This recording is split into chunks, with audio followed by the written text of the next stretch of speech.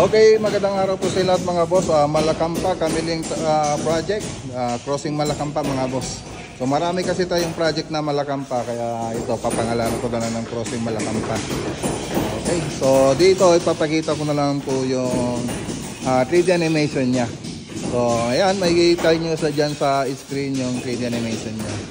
Wow, so ganyan po yung mangyayari dyan. So may TV console tayo, bar counter, saka modular kitchen cabinet, tapos may floated panel po yan, tapos TV console, living room, dining, saka kitchen. So ganun po yung mangyayari dyan. So makikita nyo naman dyan sa 3D animation natin. So yung ibang parte ng mga part ng bahay, hindi ko na po ginawa ng 3D animation. Dahil ng kwarto, CR, saka dun sa underground. So may underground pa po yan.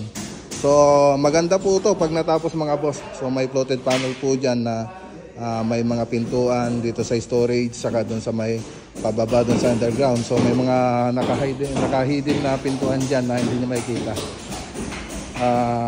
Yun, hindi nyo makikita, sabi ko. So yun lang mga boss.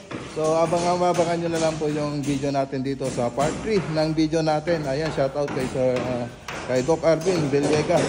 So siya po yung nagbigay ng project natin dito. Okay, so finishing, interior tsaka exterior. Magandang araw po sa lahat at God bless.